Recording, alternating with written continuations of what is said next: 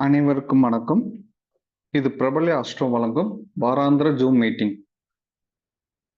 இன்னைக்கு நம்ம பார்க்க இருக்க தலைப்பு பூரட்டாதி நட்சத்திரம். இது நட்சத்திர வரிசையில் 25வது நட்சத்திரம்.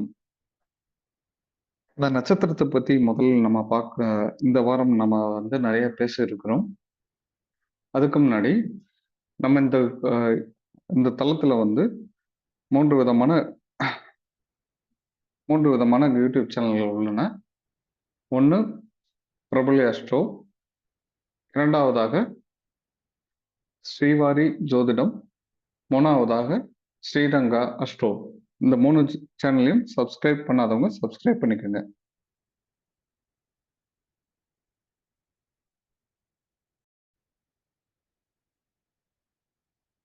இன்னைக்கு பார்க்க இருக்கிற தலைப்பு புரட்டாதி நட்சத்திரம்.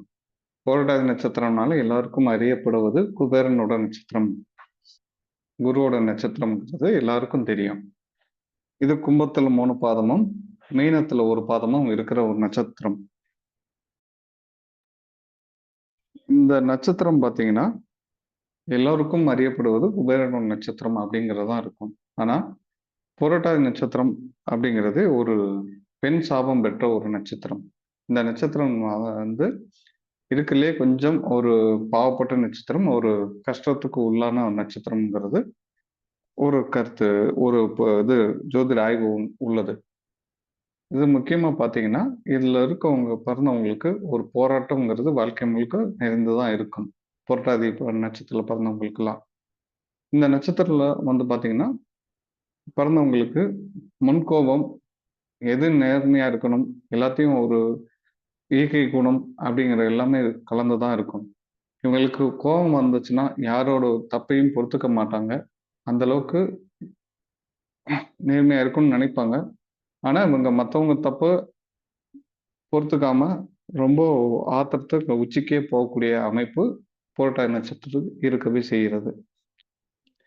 இவங்க இந்த நட்சத்திரத்துல பிறந்தவங்களுக்கு பார்த்தீங்கன்னா இவங்க 3 தலைமுறைக்கு முன்னாடி கண்டிப்பாக ஒரு பெண் துர்மரணம் ஏற்பட்டிருக்கும். அது என்ன மாதிரி இருக்குன்னா, அந்த பெண் தன் வயிற்றில் கருவுற்று அதற்கு தன் குடும்பத்தில், அதாவது முன்னோர்களால் அந்த வந்த வீட்டில் வாழ முடியாம அந்த வீட்டில இருந்து கொடுமைகளை அனுபவித்து அந்த கொடுமையில தாங்க முடியாம நீரில் மூழ்கி வயிற்றில் கருவோடையோ இல்லை குழந்தை பிறந்து தாயும் குழந்தையும் அவஸ்தைக்குள்ளாகி பல வேதனைகள் அனுபவிச்சு அவங்களால் சாபம் பெற்ற நட்சத்திரம் தான் புரட்டாதி.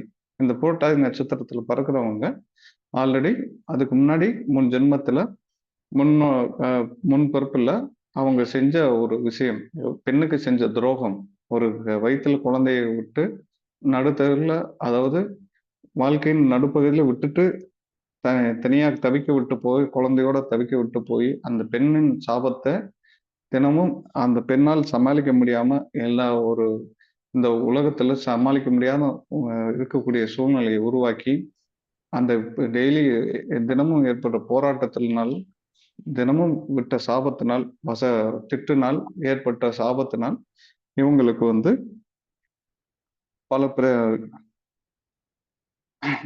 அந்த பிறப்பில் புரட்டாதி நட்சத்திரத்தில் பிறந்தவங்களுக்கு இதனால் இந்த சாபத்தினால் இவங்களுக்கு திருமண தடை, குழந்தை பிறப்பு தடை இதெல்லாம் ஏற்படுகிறது. இவங்களுக்கு இந்த குழந்தை பிறப்பும் திருமண தடையும் இந்த நட்சத்திரத்தில் பிறந்தவங்களுக்கு இயற்கையாகவே அமைந்து விடுகிறது. இதில் சில விதிவிலக்குகள் ஏற்படுகிறது. இருந்தாலும் அந்த திருமணம் சீக்கிரம் நடந்தாலும் குழந்தை பிறப்பில் தாமதமும், குழந்தை பிறப்பு ஏற்பட்டாலும் அந்த குழந்தை பிறப்பால் அவங்களுக்கு ஒரு சந்தோஷமும் அவ்வளவு சீக்கிரத்துல கிடைக்கிறது இல்லை அப்படிங்கிறது ஜோதிடத்தின் ஆய்வு. இது இல்லாம இவங்களுக்கு பாத்தீங்கன்னா அளவுக்கு அதிகமான அன்பு, யாரையும் முதல்ல பார்த்தோன்னே முன்பின் பார்க்காதவர்கள் கூட ஏற்கனவே பழகினவர்கள் போல உடனே பழகக்கூடிய அமைப்பு இவங்களுக்கு இருக்கும். அதே மாதிரி இவங்க எல்லாருக்கும் ஒரு கருணை காட்டக்கூடியவங்க. கருணை அப்படிங்கிறது மற்றவங்க மேல ஒரு கருணை இருக்கும், அது அன்பு இருக்கும். அந்த அன்பு மிகுதியாகி அவங்கள அந்த அன்பு தொல்லையே அதிகமாகி, அன்பு தொல்லையாகி அவங்கள அந்த அந்த அன்பே தொல்லையாக மாறக்கூடிய அமைப்பு அவங்களுக்கு இருக்கும். ஏன்னா, அவங்களுக்கு வந்து நல்லது செய்றேங்கிற பேர் வழியில அவங்களுக்கு வந்து ஒரு தொந்தரவுகள இதுதான் உனக்கு நல்லதுன்னு அப்படின்னு திணிக்கக்கூடிய அமைப்பு புரட்டாதி நட்சத்திரக்காரங்களுக்கு அது அமைப்பு இருக்கும். இவங்களுக்கு வந்து என்னதான் கா காசு பணம் வந்தாலும், இவங்களுக்கு வந்து ரூ. 100 சம்பாதிச்சோம்னா ரூ. 120 செலவு இருக்கும். அதாவது எப்பயுமே வருமானத்த காட்டிலும் செலவு தான் அவங்களுக்கு அதிகமா இருக்கும். பொருளாதார சிக்கல் எப்பயுமே இருந்து கொண்டே இருக்கும். இவங்களுக்கு வந்து அவ்வளவு எளிதில் வந்து எந்த ஒரு இதுவும் கிடைச்சிராது. இதுவும் பண்ண விடாது. இவங்களுக்கு வந்து இந்த புரட்டாதி நட்சத்திரத்தில பிறந்தவங்களுக்கு இயற்கையே குடுக்கக்கூடிய தொல்லை என்னன்னா, இவங்களுக்கு வந்து வாழவும் விடாது, சாகவும் விடாது. எல்லாமே வந்து இவங்களுக்கு வந்து ஒரு 90% கிடைச்சாலும் கடைசி 10%ல தோத்து போகக்கூடிய அமைப்பு இருக்கும். ஸோ கிட்ட வந்து தோற்கக்கூடிய அமைப்பு வந்து புரட்டாதி நட்சத்திரத்துக்கு இயற்கையாவே இருக்கிறது.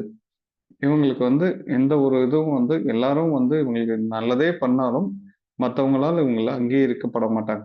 என்னதான் இவங்களுக்கு வந்து நம்ம நல்லது தான் பண்றோம். ஆனா நமக்கு ஏன் நல்லது நடக்க மாட்டேங்குதுன்னா, அவங்க பூர்வ ஜென்மத்தில செஞ்ச ஒரு பாவம் வந்து இந்த ஜென்மத்தில தொடர்ந்து அவங்களுக்கு வந்து படாத பாடு படுறாங்க. இதுல வந்து முக்கியமா காலபுருஷன் 11 பாதகஸ்தானத்தில கும்பராசி அந்த புரட்டாதி நட்சத்திரம் விழுகுறதுனாலயும், அந்த நட்சத்திரம் டிகிரி வந்து பார்த்தீங்கன்னா, 26 டிகிரில வர்றதுனாலயும், 26 டிகிரில புரட்டாதி நட்சத்திரம் வர்றதுனாலயும், 26 டிகிரில ஆரம்பிச்சு வர்றதுனாலயும், அது பெரிய கொடுமைகள செய்யக்கூடும். அதனால இந்த நட்சத்திரம் பிறந்தவங்களும் சரி, இந்த நட்சத்திரத்தில அமரும் கிரகங்கள் தசை நடத்தினாலும் சரி, அவங்களுக்கு வந்து பெரிய பாதகங்கள் ஏற்படுகிறது. இதுவே மீனத்தில வர பூரட்டாதி 4ஆம் பாதத்துக்கு இதே அமைப்புகள் இருந்தாலும், அது வந்து குருவோட வீட்ல வரனால, அது கொஞ்சம் பாதிப்புகள் அளவு குறைகிறது.